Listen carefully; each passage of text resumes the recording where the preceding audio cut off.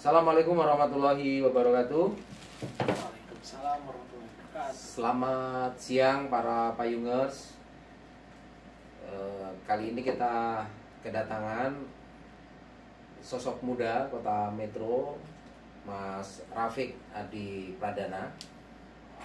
Ini dokter muda yang memimpin kota ini baru belum sampai 6 bulan ya. 6 bulan. 6 bulan tepat ya. Apa kabar Mas Rafiq? Sehat, alhamdulillah Ustaz. Sehat. Ini pas 17 Agustus 2025 kita kumpul di ruang podcast Payungi. Kita mau ngobrol tentang ekonomi kreatif dan digitalisasi lah ya di kota ini ya. Teman-teman mungkin melihat bagaimana kiprah beliau itu kalau lagi apel-apel gitu cukup keras tuh, termasuk kemarin ngasih memo tentang honorer-honorer yang SK-nya 2024 ke atas gitu ya, kayak mau disikat gitu kan.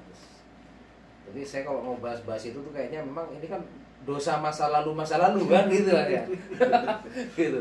Nah, saya kalau mau ngebahas luka-luka di kota ini tentang sampah, misal tentang macam-macam itu kayaknya ya mungkin nanti ada waktunya gitu. Tapi kita perlu ada juga optimisme bahwa teman-teman tahu kota Metro ini kecil gitu. Tapi SDM-nya juga unik gitu. Ada hal-hal yang bisa kita berikan, hal-hal yang optimis lah di luar sana gitu. Salah satunya ya, kalau dari dulu saya selalu bilang tentang kampung-kampung kreatif. Dan Mas Rafiq ini juga kayaknya kenal dekat sama Mas Dwi ya. Mas Dwi di SDM, studi jajan, karena anaknya kayaknya sekolah alam ya, juga ya. Betul. Itu dulu ya beberapa tahun dulu kita coba dorong kampung pengangguran. Ya meskipun anggurnya nggak seberapa banyak, tapi cikal bakal ruang kreatifnya muncul. Ada studi jajan gitu. Kalau Payungi nggak perlu kita bahas lah ya, karena udah 7 tahunan gitu, dan yang penting kita dorong itu adalah adakah ruang kreatif lain di kota ini yang nantinya kalau kita bahas tentang 17 subsektor ekonomi kreatif itu mana aja. Terus yang kedua kita bisa lihat ada studio keramik yang akhirnya berkolaborasi dengan Rujak Petir, Mas Baskoro dan sebagainya. Terus kita juga lihat sekarang ada tempat bola tuh, soccer, yang baru itu. Saya kira hal-hal yang seperti itu nanti perlu kita kupas. Dan sekarang kita nanya ke Mas Rafiq yang pertama begini, memimpin selama 6 bulan ini perasaan kepada komunitas bagaimana? Kalau birokrasi kan saya nggak mau nanya ya. Perasaan kepada komunitas dan hubungan tadi udah kenal Mas Baskoro, kenal Mas Dwi SDM, kenal teman-teman yang lain tuh gimana tuh pendapatnya? Baik, saya senang sekali bisa ngobrol di sini. Banyak hal yang memang pengen saya ceritakan setelah saya tuh 6 bulannya tanggal 20 Agustus ini Mas Dharma. Karena saya dilantik tanggal 20 Februari. Banyak hal-hal yang ya tadinya saya juga awalnya apa ya yang mau saya kerjakan ya. Ekonomi kreatif ini apa sih sekarang ini?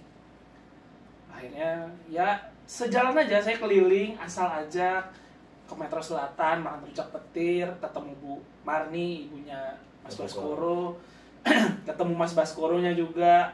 Akhirnya cuman makan rujak, akhirnya malah ngelihat langsung pabrik keramiknya dia dan sudah diekspor keluar Metro. Saya sangat wow. Orang-orang Metro ini ternyata nggak main-main. Saya juga lihat Mas Dwi di studio jajan. Dia punya kafe yang vibe-nya itu memang dia buat sesuai bayangan dia, dan memang menjual. Ada orang yang kesana tuh cuma pengen dapetin vibe-nya pesawahan, vibe-nya Jogja, itu dapat. Apalagi ya termasuk salah satu Payungi ini.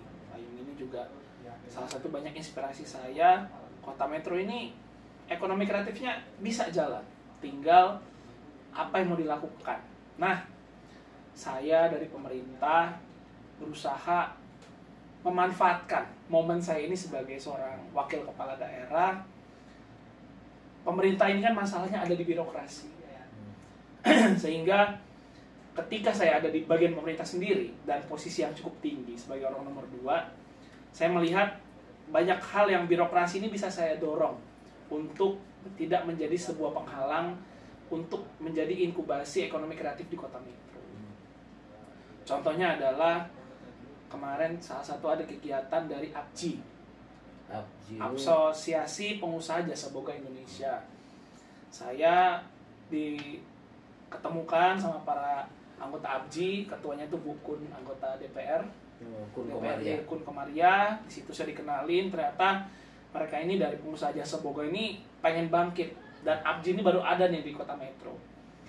Saya bantu mereka pelantikan, mereka ada UMKM-nya dari para anggota APJI. Saya push, saya bantu pemasarannya, bahkan saya ada bantu pajang di videotronnya MPP semua. Itu saya mau nunjukin bahwa pemerintah ini sekarang serius untuk bantu UMKM, karena UMKM ini kedepannya akan jadi salah satu pembuluh darah terbesar bagi perekonomian di Kota Metro. Tapi lalu apa proyek besarnya dari saya sendiri? Kalau cuma sekedar membantu ini ya oke lah. Pada akhirnya tergantung tinggal komitmen dari masing-masing tokoh-tokoh UMKM. Kalau sudah kayak Mas Dharma tekun 7 tahun jadi.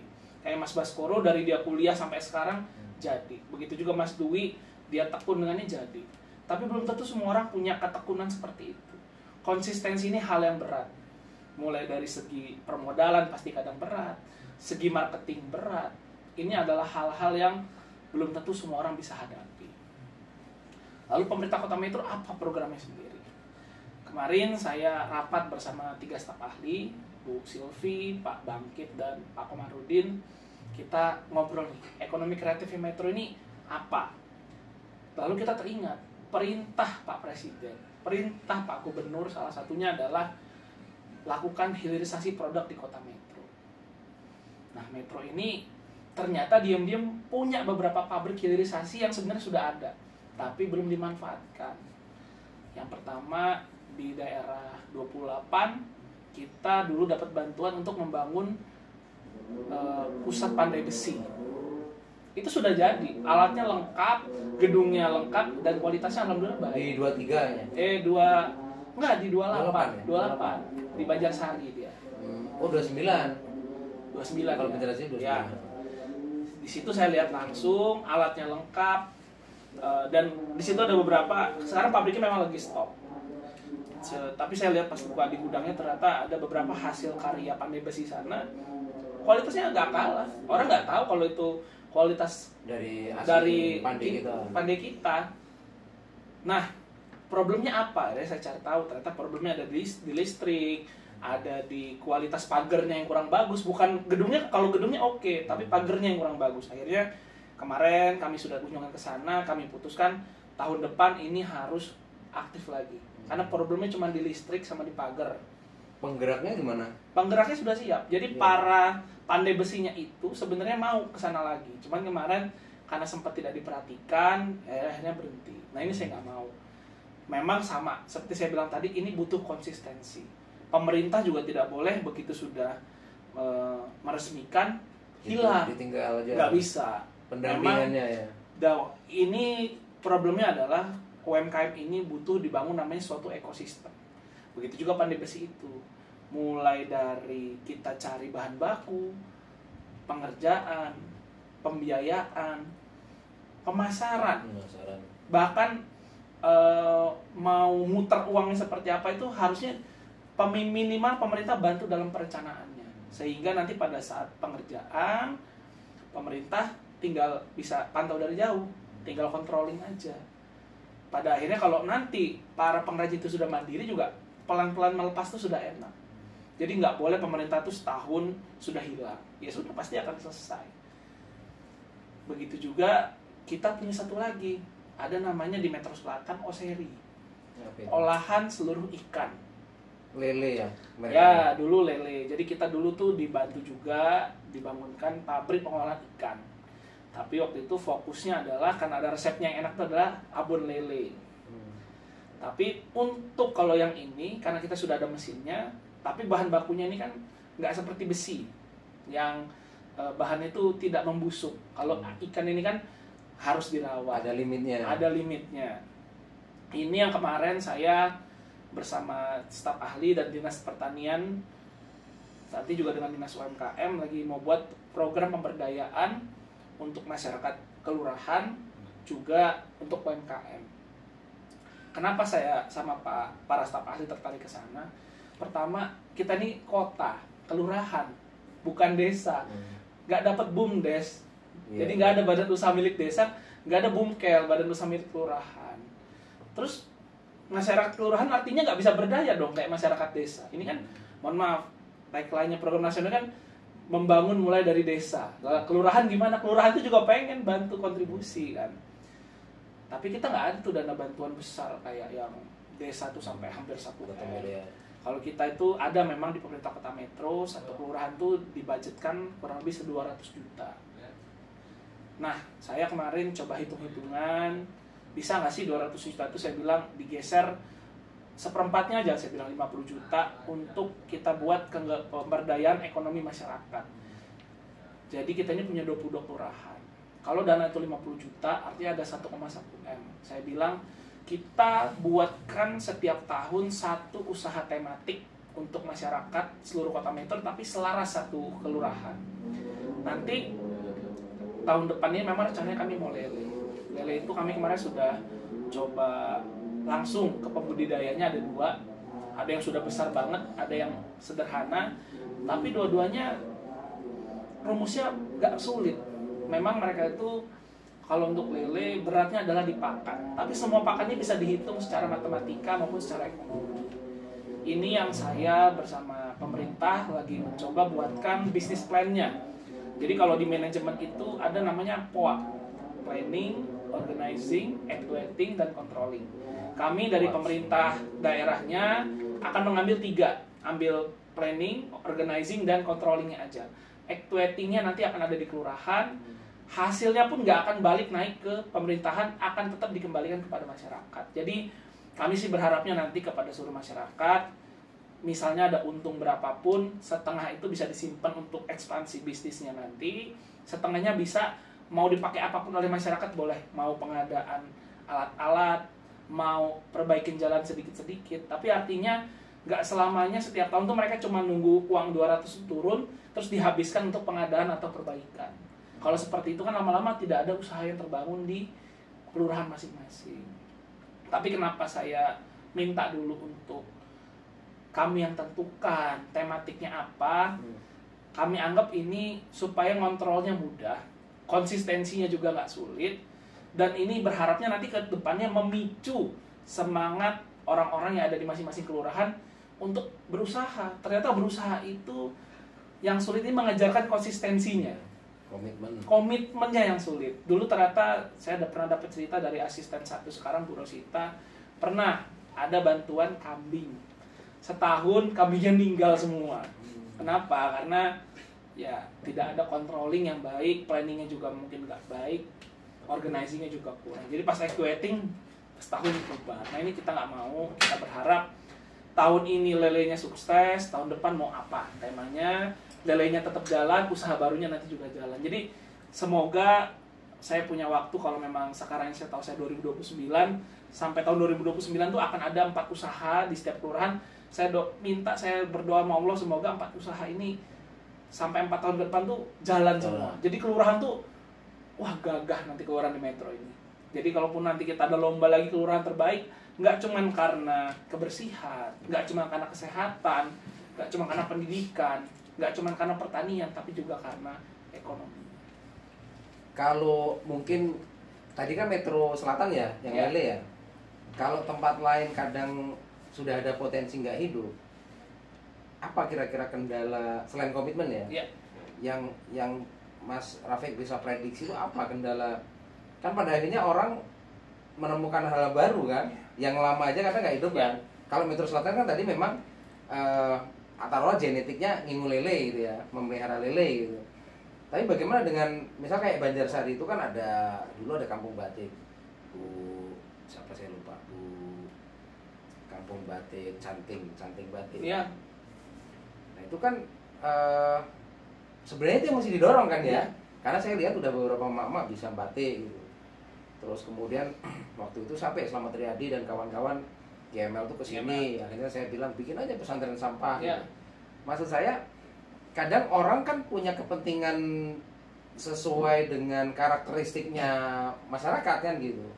Kalau lele ini kemudian keseluruhan pada akhirnya ini seperti top down, apa kira-kira yang jelas kendala yang akan dihadapi? Ya. Jadi ada 2 kendala yang saya temukan pada saat saya diskusi dengan para pejabat.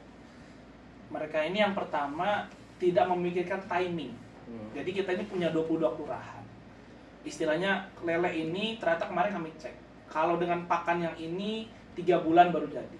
Kalau dengan pakan yang ini 45 hari sudah jadi. Tapi harganya lebih mahal, Pak.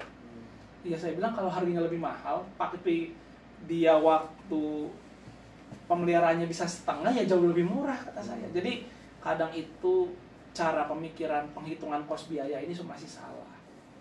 Bahkan gini, orang itu yang suka salah adalah hilirisasi itu membuat produk bukan hanya yang tadinya barang mentah tapi menjadi barang jadi. Tapi barang yang tadinya nilainya 1, begitu diproses nilainya itu nggak cuma jadi 2 atau 1,5, jadi bisa jadi 10. Jadi ketika kemarin kami hitung-hitungan, berapa harga abon lele? 20.000. Modalnya berapa? Lebih dari itu, Pak. Ya ini kenapa nggak ketemu? Kenapa saya bilang? Karena kalian menjual abon lelenya kenapa di harga 20.000? Abon lele ini saya tanya, kata saya, sudah pernah diperiksa belum kandungan gizinya? Sudah. Lebih bagus mana daripada sapi? Ternyata lebih besar kandungan abon lele. Berapa harga abon lele? Jangan jual di bawah abon sapi. Jual di atas abon sapi. Kenapa? Memang notabene produk makanan superfood, makanan sehat itu harganya mahal. Kita bisa lihat di toko-toko bayi, perlengkapan bayi, apalagi yang premium. Di situ tuh jual bawang goreng yang harganya lebih mahal daripada bawang goreng di pasar. Mereka jual snack-snack ciki yang sebenarnya udah rasanya nggak ada rasa, cuman modal tekstur, tapi harganya lebih mahal daripada ciki-ciki yang dijual di retail. Akhirnya apa? Saya menemukan bahwa masyarakat kita ini masih memandang rendah UMKM.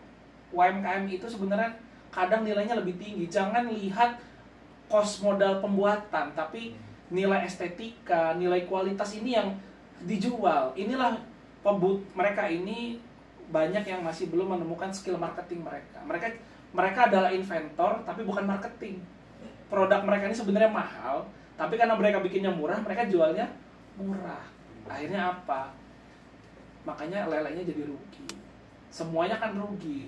Dan kalau timingnya juga nggak dihitung, ya bayangin kalau 22 kelurahan panennya bareng semua, yang ada akan terjadi inflasi. Ya itu. Tapi kalau panennya, ini yang kita buat, panennya kita apa sudah deflasi hitung, dong, malah jadi lebih murah. Iya, lebih murah. Kalau dia panennya kita buat, kita sudah hitung jadi dia nggak akan putus. Dia 22 kelurahan ini akan memenuhi sepanjang misalnya 2 bulan. Artinya kan pasar tuh nggak akan pernah oversupply, selalu dia seimbang. Tapi 22 kelurahan ini akan punya waktu untuk perputaran selanjutnya. Begitu dia panen langsung taruh, panen langsung taruh. Jadi metro ini nggak akan pernah putus lelenya. Sebenarnya kalau soal makanan nih Mas ya, kalau bisa terintegrasi dengan MBG juga pasti beres. Setuju. Telur, mau lele. Ini sudah terjadi. Tempe, gitu. Nah ini problem kedua yang saya bilang. Problem kedua adalah UMKM kita ini belum bisa sustainable terhadap bahan pokok. Jadi kemarin ya lele itu juga saya berharap nantinya bisa masuk MBG. Tapi sebenarnya sudah ada satu produk lokal yang juga sebenarnya sudah konsisten dan terbangun ekosistemnya, tapi tidak bisa masuk MBG karena satu hal. Dia tidak bisa memenuhi kebutuhan MBG itu sendiri, yaitu susu kambing etawa di Winarko. Kemarin dia sudah ditawari, dia ada 2 problem. Yang pertama, dia tidak sanggup memenuhi kebutuhan MBG itu karena banyak banget. Mungkin kalau cuma 1 dapur atau 2 dapur mungkin dia bisa sanggup. Tapi mau semua dapur belum bisa.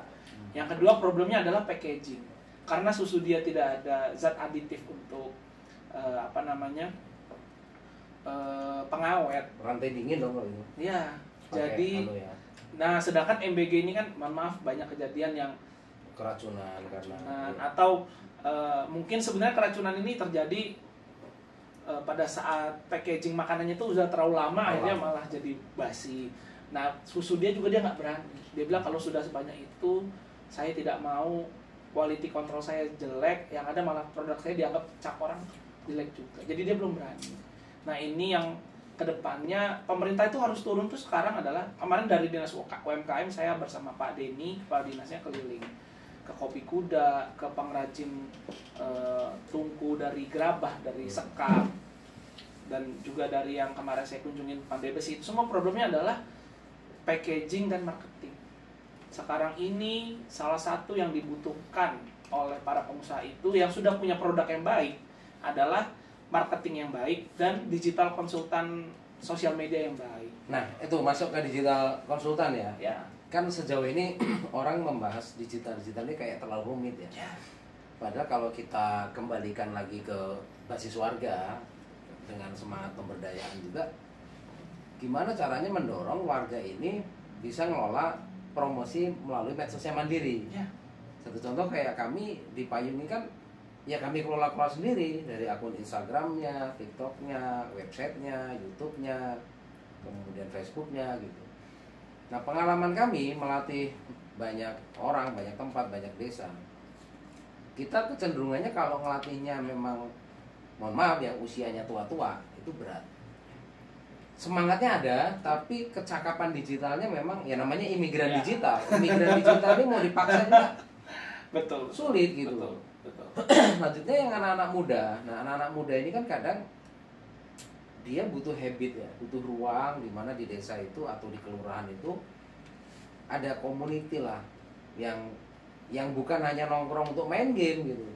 Tapi mulai ya kalau ngonten mereka sebenarnya udah bisa, sudah jalan. udah jalan. Cuman pemberdayaan ini punya problem tadi, penggeraknya apakah sanggup selesai dengan dirinya sendiri dan dia mau menemani warga itu. Ini kan yang pertanyaan besar yang harus kita jawab, sehingga sebelum kita bikin pemerintah bikin kebijakan, kita mesti memastikan siapa penggerak yang ada di kampung itu. Nah, Yang harapannya dia selesai dengan dirinya sendiri dulu. Kan yang nama-nama yang saya sebut tadi sebenarnya bisa kita ajak kumpul, Bisa. kita ajak berembuk, kita sharing pengalaman masing-masing, lalu menyatukan hal-hal yang positif, kemudian menanggulangi hal-hal yang kurang gitu. Ya. Nah, Mas Rafiq waktu kampanye waktu itu kan juga paling sering dari calon yang sebelah ngomongin digitalisasi. Ya. Artinya ini pintu masuk kita juga, karena Mas Rafiq ini mewakili generasi kita, Ya. generasi muda gitu. Nah, kalau ini bisa kita dorong, sebenarnya dinas dengerin aja. Dinas ini jangan berargumentasi sendiri. Dia harus ngedengerin cerita-cerita sukses yang ada di kampung-kampung kelurahan itu, diundang kita apa yang mau didorong gitu.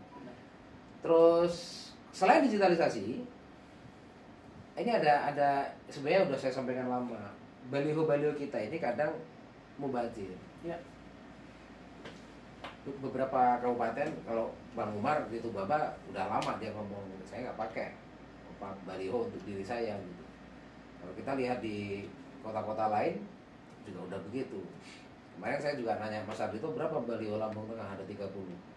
Pastikan nggak usah ada foto sampean, tapi yang didorong adalah foto-foto Karya. kampung kreatif, produk kota. Karya-karya ya. Ya kalau tuh ada wali kota dan wakil kecil aja. Iya.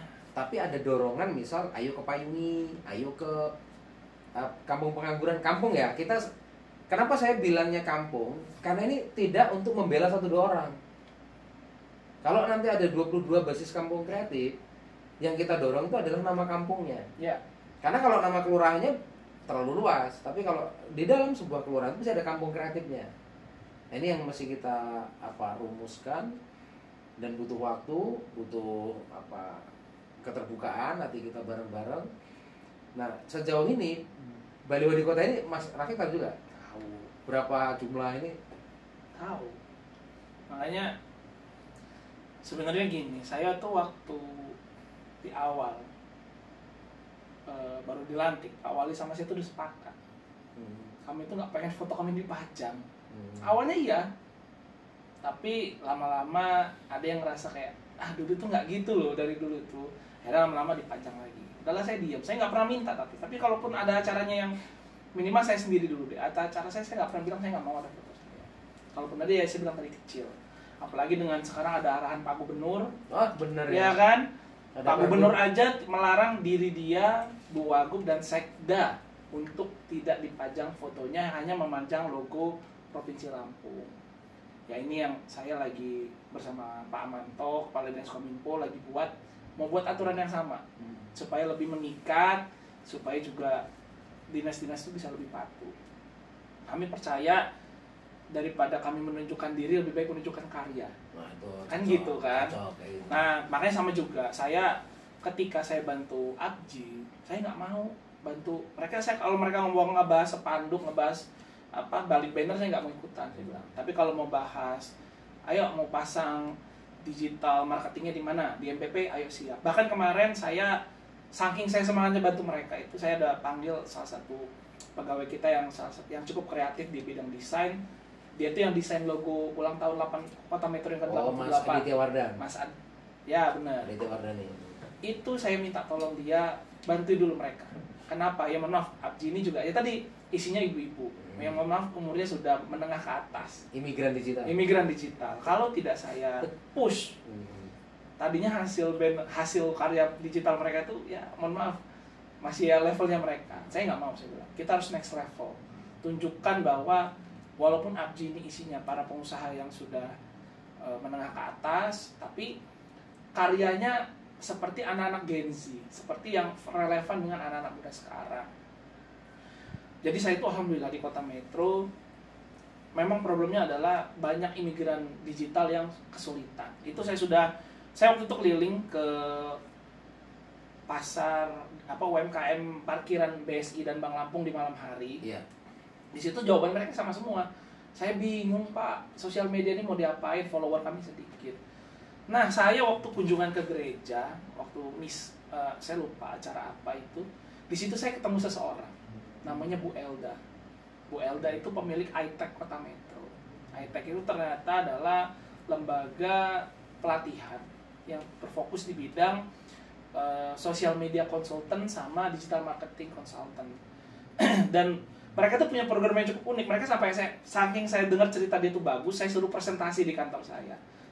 Jadi kayak marketingnya, tapi saya dengerin mereka tuh punya program untuk lulus dari program mereka itu, terus nanti dapat laptop lagi. Mereka tuh sering dapat bantuan dari kementerian, dapat laptop. Syaratnya adalah mereka harus freelance sampai bisa dapat uang 1 juta. Dengan cara apa? Mendesain packaging, meningkatkan social media engagement, membuat digital content untuk di sosial media. Artinya kita ini mau cari SDM, mohon maaf yang masih murah karena masih baru, tapi kualitasnya tinggi. Lembaga penyedianya sudah ada, ekosistem awalnya sudah ada. Akhirnya kemarin saya sudah diskusi dengan Diskominfo, waktu itu baru saya minta mereka menjadi salah satu penggerak nanti meningkatkan engagement sosial media pemerintah.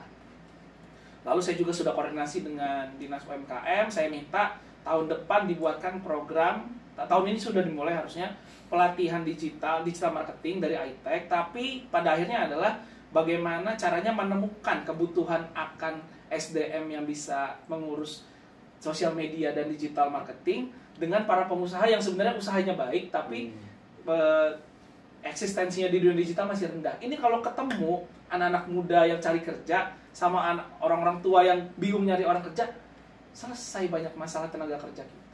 Mereka bisa menjadi orang-orang yang nantinya mengenalkan produk-produk kita yang sudah hebat ini ke luar-luar daerah. Mulai dari pembuatan packagingnya, saya itu nggak mau lagi. Saya kemarin ngelihat abon lele itu cuman plastik bening dikasih stiker tulisan abon lele. Saya nggak mau. Saya maunya ya bentuknya kayak yang dijual-jual premium yang sudah full, itu printnya adalah print berwarna full. Pokoknya terus ya memang gini, orang kalau dengernya abon lele harganya murah. Tapi kalau catfish plus harganya bisa agak mahal. Ya itu saya bilang, sampah aja sekarang bisa jadi uang. Masa barang yang tadinya nilainya 1 bisa jadi 10 dijualnya harganya 2? Ya rugi memang, nggak akan bisa ketemu. Saya kalau boleh kasih masukan nih Mas ya. Boleh. enaknya Metro Selatan itu dulu, Iya. jangan di-push ke tempat lain. Ya. Tapi kita pastikan bahwa kelurahan lain yang sudah awalnya sudah mencanangkan, kan waktu itu ada program memang ini ya, potensi ekonomi kreatif di masing-masing. Karena kalau ini beragam, kita punya mimpi begini, bisa nggak kalau orang dari luar metro, misal saya ada tamu nih dari Tangerang, ada tamu dari Bogor, lalu kemudian pemerintah tuh fasilitasi model apa, mobil-mobil mikrolet Ya. bak terbuka atau mobil-mobil odong-odong, nanti standby di mana, kemudian ada baliho gede keliling metro gitu. Dari sini diajak keliling ke dekatnya. Kalau taruhlah ini satu klaster kecamatan Metro Pusat atau Metro Timur yang dekat, kita bisa keliling ke beberapa kampung.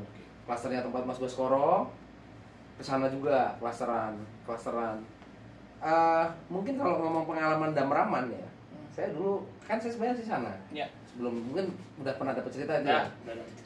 Jadi kenapa Damraman ini juga mati meskipun pada akhirnya orang banyak mimpi dari rezim yang kemarin ngomong mau dibangun, ya sebelumnya juga nggak tuntas gitu.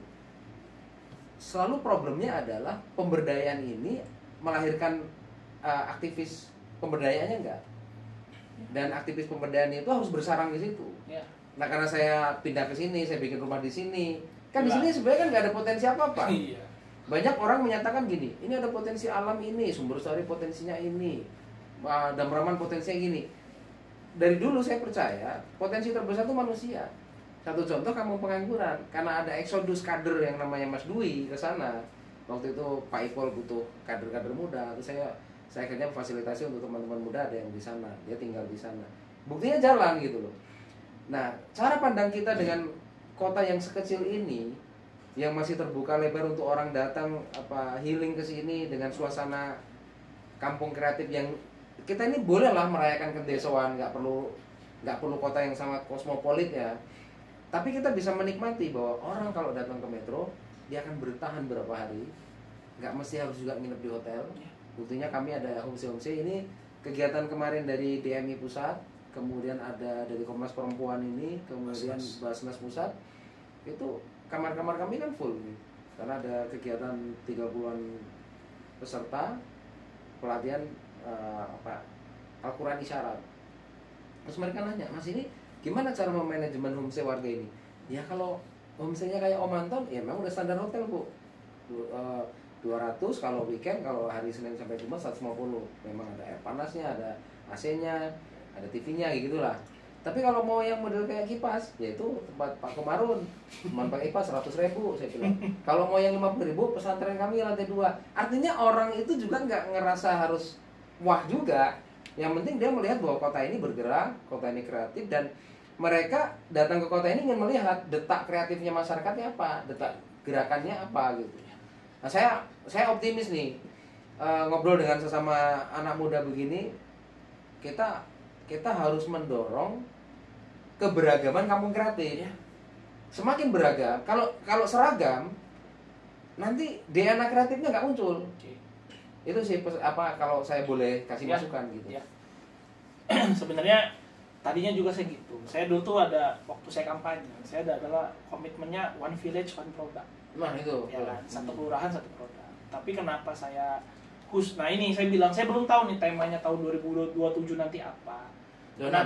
Enggak, 2026 saya udah mau kelele. Oh, okay. 2027 yang saya belum tahu, 2028, 2029. Tapi kenapa 2026 saya paksa kelele? Sebenarnya problemnya Oseri kemarin mati adalah kalau tadi susu etawa karena bingung packagingnya, dia problemnya adalah bahan bakunya kurang.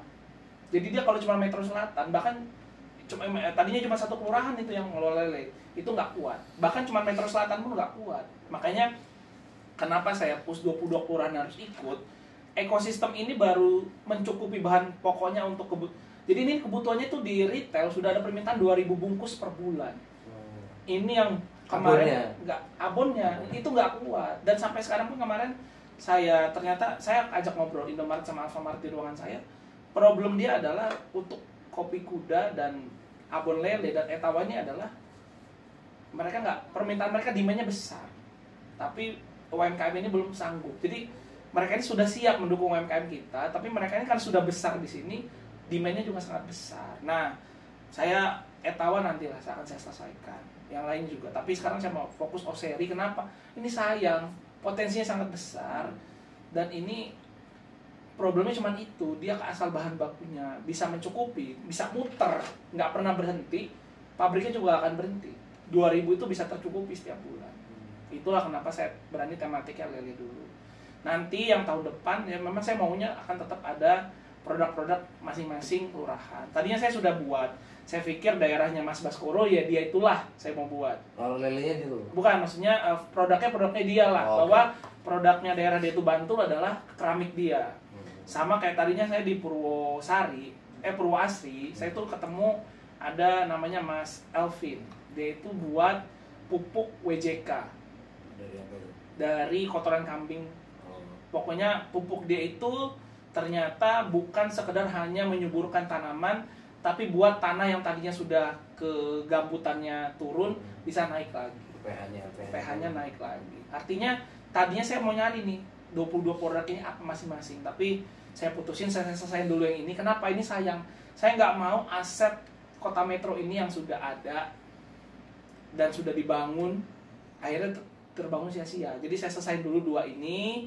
Saya usahakan tahun depan, tahun 2027 akan saya mulai diversifikasi one village, one product gitu. Itu saya serius.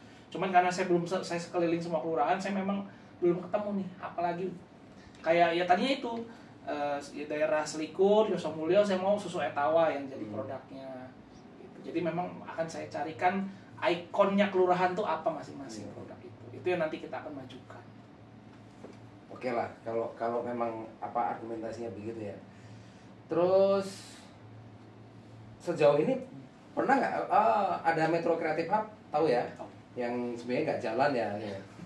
Menurut Mas Rafiq apa ya kira-kira yang harus karena kan sebenarnya itu kan ruang berkumpul ya, ruang yang harusnya bisa jadi titik temu banyak orang-orang kreatif gitu. Ya saya inginnya judulnya kan hub, artinya tempat berkumpul. Harusnya itu artinya minimal kalau sebulan sekali itu masih kesebentaran, minimal tuh seminggu sekali. Hub itu harus berfungsi. Boleh apa aja, misalnya kita buat kegiatan workshop masalah bisnis plan, masalah marketing, atau kita kumpul bersama para investor. Kan itu kan kebutuhan-kebutuhan dari para UMKM toh. Jadi hub ini memberikan apa yang mereka butuhkan. Jangan cuma sekedar tempat nongkrong, nggak bisa. Nggak ketemu fungsinya. Iya, sedangkan cuman kalau buat pertemuan itu kan nggak mahal. Asalkan kita ya menjaga koneksinya juga harus baik. Saya kemarin kumpulkan beberapa bank BNI, Bank BRI, Bank Mandiri, Bank BCA, Bank BSI, sama Bank satu lagi saya lupa, Bank Lampung. Di situ saya ajak temu mereka, saya tanya, kalau bapak ini saya nggak mau lagi ada yang naruh proposal ke bapak ibu-ibu. Saya maunya ini sekarang bapak ibu ajarkan ke kami bisnis plan yang bapak ibu mau itu apa, supaya bapak ibu ini mau menjadi investor kegiatan-kegiatan positif di kota metro. Nah mereka baru kayak tertegun, oh boleh pak kalau mau kayak gitu. Akhirnya saya sudah minta mereka buat pertemuan sekali lagi. Nanti di situ saya akan kumpulkan para ketua BEM, para ketua organisasi pemuda, para pemuda-pemuda kreatif. Di situ kita akan diskusi habis-habisan sebenarnya para pengusaha, para bank ini maunya apa, dan para pemuda-pemuda kita ini maunya apa. Ini harus ketemu. Karena sekarang ini kalau ngadain acara, ngadain usaha, ngadain konsep apapun, tapi kalau antara yang punya uang sama yang pengen ngadain acara ini nggak sepemahaman, saya yakin pasti hub ini nggak akan jalan. Akhirnya jadi pengrajin proposal penjual kemiskinan. Nah itu saya nggak mau. Mereka ini. Kita ini harus menjual optimisme. Nah nggak jalan. Nggak jalan nanti. Apa ya bank sebenarnya ada dana CSR-nya, tapi ketika dibantu ke sebuah tempat kayak tadi hilang. Ya kayak Pandai Besi hilang, bantuan abon nggak jalan gitu. Di Yosomulyo ini ada dulu rumah keripik. Ya. Itu berapa miliar tuh waktu 1,4 miliar kalau nggak salah dari kotaku, dekat Almanar juga nggak jalan. Padahal dulu saya minta, kenapa gedung itu tidak dibangun di dekat Payuni? Jadi nanti warga-warga mak-mak Payuni bisa ngejagain. Akhirnya ya jadi problem. jadi problem di sana, nggak jalan-jalan gitu. Nah itu problem pemberdayaan Mas. Benar. Problem pemberdayaan itu kan pada akhirnya problem manusia yang mau ngurus orang banyak tadi loh. Iya, Yang benar. dia harus selesai dengan dirinya sendiri Benar. gitu. Benar. Jadi kita mau dengan spirit ini, kalau senior maksudnya para pemuda ini kan nanti akan jadi senior. Saya pengen mereka tuh akan bercerita kepada juniornya nanti, di Metro ini asik kok, para pengusahanya kooperatif, para banknya kooperatif, nggak cuma CSR tapi sebagai investor pun selama bisnis plan kita rasional dan masuk akal dan tidak melanggar hukum, saya yakin mereka mau. Jadi saya juga sebenarnya nggak pengen ngabisin dana CSR-nya mereka, saya lebih pengen mereka benar-benar nanam itu karena mengoptimalkan dana itu. iya, kalau cuma CSR aja memang terbatas dan kesannya ya itu menjual kemiskinan dan minta-minta, itu saya nggak mau. Ini terakhir nih Mas, event kuliner di kota ini yang malam-malam ya, saya melihat itu tuh spirit yang keren. Cuman terjadi kebosanan. Iya. Baik yang di Summer Park, baik yang kemudian dikerjain teman-teman Instagram kayak teman-teman seputar Kota Metro gitu. Ya. Teman-teman dari Kota Metro Info, Lampung Ya, seputar Kota Metro gitu kan. Saya melihat ya spiritnya bagus gitu. Tapi kira-kira inovasi apa lagi ya yang mesti kita dorong ya? Karena kan kita peduli juga bahwa orang-orang ini sedang memperjuangkan hadirnya orang dari luar Kota Metro ya, untuk jajan di kota ini, makan di kota ini. Pada akhirnya kan ini membawa uang luar masuk ke dalam kota. Itu kan itu sama dengan spirit Payungi yang udah 7 tahun ini. Bedanya mereka temporer kan, biasanya 10 malam, 15 hari, 15 malam gitu. Nah menurut Mas Rafiq nih apa ya yang kurang, dan inovasi apa yang mesti kita dorong gitu? Jadi biar ini nanti didengar dia juga. Ya.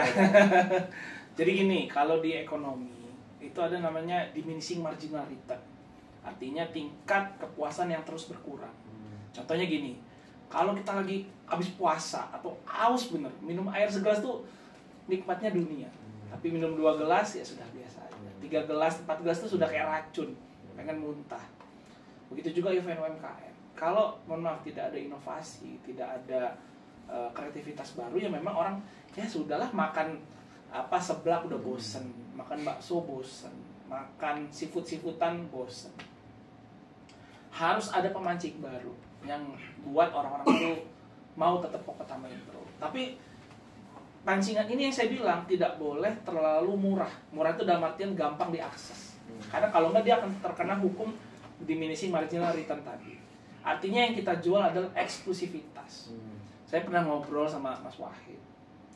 Mas, boleh nggak kalau misalnya saya bilang saya coba konsep ngadain event di Payungi, tapi bukan di pagi hari, tapi di malam hari. Sebulan sekali aja saya bilang. Apa eventnya Mas? Saya mau ngadain misalnya konser jazz atau konser, pokoknya lagu yang band apa atau penyanyi itu yang eksklusif. Tapi cuman ada sebulan sekali dan dia tuh kita jual tiketnya yang banyak-banyak. 100 sampai 200 aja. Jadi orang tuh mau war tiket untuk dipayungi. Gas. Nah, kan ini saya belum cerita ya kan? Saya baru ceritain sama Mas Wahid. Saya waktu itu mau cerita sama Mas Dharma lagi sibuk. Bukan sibuk, lagi berduka. Ya, maaf ini saya juga berduka sama Mas Dharma ini. Tapi mohon maaf, saya cerita ide ini banyaklah sama Denny, koordinasi UMKM, mereka ya semua boleh tuh. Bahkan ya teman-teman, waktu saya buka mau saya potong, istri saya sakit, beliau tuh maksa di PMI padahal lagi sakit, pengen donorin karena donornya sama dengan almarhum istri saya B. Sampai kemudian orang PM cerita, itu tadi Pak Wakil maksa-maksa mau donor padahal badannya lagi sakit. Ya, luar biasa. Ini nggak ada endorse-endorsean loh ini. Tapi saya terharu di situ. Tapi nggak, saya setuju. Jadi ya Sambar Park semua. Mohon maaf, Metro Fair pun juga. Kenapa kita sudah semakin turun? Karena event seperti ini sudah banyak. Festival kuliner di Bandar Lampung tuh kalau mau dicari seminggu sekali tuh ada.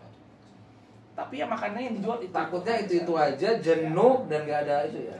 Nah, sedangkan kalau menurut Bapak Mas, bukan syarat, teknik untuk meramaikan kota itu ada 3A. Ada amenities, ada accommodation, ada attraction. Kalau kita amenities, kita ya adalah restoran-restoran yang apa namanya makanan-makanan itu sudah ada. Accommodation ya hotel kita masih kurang. Ini yang saya berharap, makanya hotel yang di Sudirman itu harus kebangun. Saya tuh tiap ada konvensi di hotel di Bandara tuh sedih, kenapa nggak di metro gitu. Loh itu kan diberhentiin kan? Ya nanti kita selesai. Wow. Bahkan kemarin saya senang sekali loh, boleh ditanya sama semua kepala daerah. Kemarin kan mereka hadir nih ke metro semua, perjanjian yang desa dengan kejaksaan. Mereka tuh muji MPP, muji gedung sesat. Kata mereka di daerah kami nggak ada. Ya kalau di Bandar Lampung ada lah ya. Artinya kalau kita buat akomodasi lagi mulai dari gedung pertemuan sampai hotel, wah metro ini bisa nggak kalah-kalah. Yang terakhir attraction, kita ini butuh atraksi. Atraksi itu bisa konser, pertunjukan. Tapi yang kita jual itu eksklusivitas. Layaknya kayak, mohon maaf kalau masuk ke klub-klub yang ada di Bali kayak Atlas. Justru karena tiketnya mahal lah orang pengen banget masuk ke sana. Masuk ke sana itu bisa nggak habis 15 juta, 50 juta. Lah kita elit. Tahu kita tinggal goreng masuk payungi gratis, ya kan? Orang akhirnya ya semaunya aja masuk. Tapi kalau kita ada buat 1 kali aja sebulan, dan saya tuh kemarin ngomong apa ya namanya ya, PNS. Jadi sih katanya PNS itu payungi night show. Saya baru ngomong doang. Ya ini lucu aja ya. Gas. Jadi PNS itu ya karena saya PNS. Ya sama lah kayak PUBG kemarin saya kasih namanya PUBG. Saya bilang kenapa? Ya bukan karena game yang lucu aja, PUBG saya bilang, pasar PUBG. Jadi saya tuh berharap metro ini nanti orang tuh sebulan sekali ada 4 tempat yang harus dikunjungi. Misalnya 1 payungi, nanti 3 minggu lagi event apa lagi ini. Saya aja kemarin saya ini di HIPMI. Kemarin ketua HIPMI metronya Mas Rizky nemuin saya. Saya tantang dia. Kemarin kan kamu ngadain HIPMI Run, sukses. Tahun ini atau tahun depan saya minta kamu ngadainnya HIPMI Night Run. Saya nggak mau kamu runnya di siang hari. Saya mau coba metro di malam hari, kegiatan jalan sehatnya larinya sukses nggak.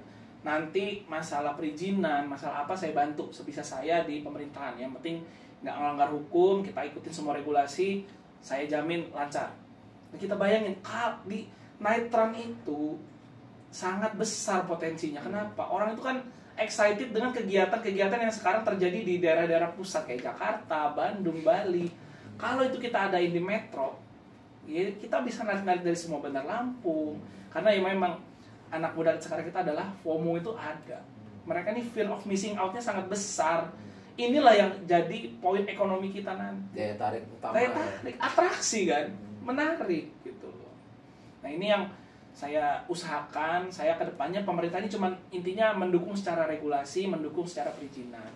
Tapi saya mau yang jadi penggeraknya adalah harus orang-orang di luar pemerintahan, dari pengusaha, dari anak muda, dari para mahasiswa, akademisi. Mereka mau apapun saya dukung. Bahkan tadi Teknopan saya sudah ngomong sama para inventor kita.